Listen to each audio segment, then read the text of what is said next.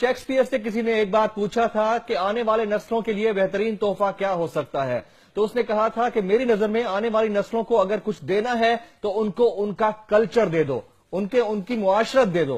तो हमारे हां तो सर हमने आने वाले नस्लों के लिए क्या सोच रखा है, ये भी तो क्वेश्चन मार्क है ना बहुत बड़ा।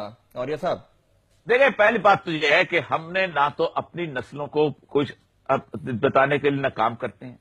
मुझे प्राइवेट ड्रामा लिखने के लिए ना आप अंदाजा करें कि 1999 में ऑफर हुई थी जी। मैं एक बंदे के पास बैठा भी, जाके मैं नाम नहीं लेना चाहता।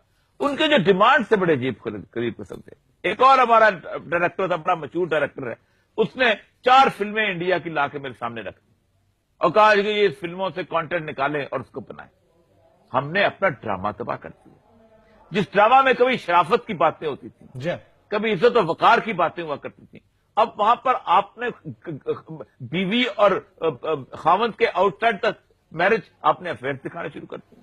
क्या हमारे माशरे में इस तरह की जिल्लत और रुसवाई आ गई? और सर हमारे यहाँ मोस्ट पॉपुलर ड्रामा कौन सा है? इश्क ममनू, यानी जिससे इश्क मना है उसको आपने पॉपुलैरिटी की उस सतह पर पहुंचा दिया। वो टर्किश ड्रामा है, लेकिन देखा पाकिस्तान में गया ना सर। फिर टर्किश वैल्यूज वाला ड्रामा हम लेके आए जी। और दगान कहता है कि हम जिंदगी में कभी इस तरह का ड्रामा सोच नहीं सकते तुर्की में चलाने के लिए जो आप चला रहे हो। वो कहते हैं ये ड्रामा वहां पर इनको घटिया तरीन ड्रामा समझा जाता है। उसकी वजह क्या है? उसकी वजह है कि वो ड्रामे थे कि जिन ड्रामों के अंदर खिलाफत उस्मानिया के खिलाफ एक साजिश के तहत ड्रामे बनाए गए थे ताकि मुसलमानों की उस खिलाफत का इज्तिमा किया जाए। हम नहीं बनाते। हमारे पड़ोस में ईरान है, इतनी शानदार फिल्में बनाते हैं, मेहनत करते। हिजाब वाली हीरोइन आती है वहां पर, यहां जब तक औरत उसको स्लीव, आपका फार्मूला क्या है? लंबी लंबी सड़कें होंगी, बड़ी बड़ी इमारतें होंगी, स्लीवलेस आपकी शर्टें होगी, 4 कुत्ते होंगे, 3 उकाब होंगे, 5 पजारो होगी। ये आपका ड्रामा है। ना हम मेहनत करते हैं, ना हम कुछ और काम करते हैं। ये पाकिस्तान टेलीविजन जो था, इसकी ड्रामे नेपाल में देखे जाते थे, इसके ड्रामे श्रीलंका में देखे जाते। अपने ड्रामों की बात की जाए, मुझे अच्छी तरह याद है अपने बचपन में भी हम पाकिस्तान टेलीविजन पर ही देख लेते थे। टीपू सुल्तान, उनकी हिस्ट्री के बारे में बताया जाता था, सलाहुद्दीन अय्यूबी की बात की जाती थी, बड़ा खर्चा होता था, वो ड्रामे देखे भी जाते थे। लेकिन अब उन कल्चरल वैल्यूज को क्या हो गया? हम क्यों नहीं बनाते हैं उस तरह के ड्रामे? मैं आपको बताऊं, मैं एक थोड़े अरसे के लिए पाकिस्तान टेलीविजन का ड्रामा में लिखा 16-17 साल। लोग तो बहुत बहुत लिखते हैं।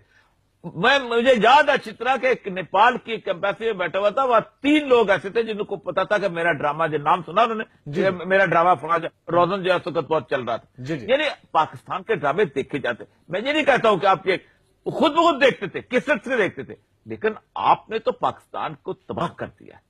ना पाकिस्तान की कोई इंफॉर्मेशन वालों की कोई पॉलिसी है, ना हुकूमत की पॉलिसी है, और ये तो कारोबारी लोग हैं। तो और ये साहब, ये जो बैन हटाया गया है इन फिल्मों पर से, भारतीय फिल्मों पर से, क्या गवर्नमेंट को फोर फ्रंट पे आना चाहिए या अपोजिशन को भी इस हवाले से फोर फ्रंट पे आते हुए बात करनी चाहिए कि आप क्या कर रहे हैं आप लोग? कोई नहीं करेगा, बिलावल करेगा। बिलावल ने जाके वहां पूजा की है, ड्रामे में पूजा नहीं की उसने, असल में पूजा की है। जी हाँ। कितने मौलवियों ने उसके खिलाफ गुफ्तगू की है? कितने मौलवियों ने कहा है कि उसने आरती उतारी है दिवाली, बुत के सामने आरती उसने पूजा की है दिवाली की।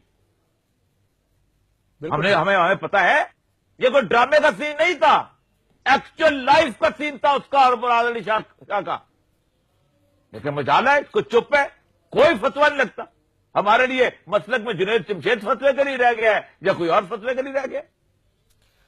ना नीली पगड़ी को याद आता है, ना हरी पगड़ी को याद आता है, ना सफेद पगड़ी को याद आता है कि उसने शिर्क किया है, इस मुल्क के अंदर खड़े होकर शिर्क किया उसने। राइट। फतवे लगते हैं तो फिर मुसलमानों के लीडर्स के ऊपर लगते हैं, और मामलात ऐसे ही हैं। ये लोग बाहर निकले तो मामलात को देखा जा सकता है। खासतौर पर भारतीय फिल्मों का मामला इंतहाई संगीन है। और ये साहब के ये कमेंट थे।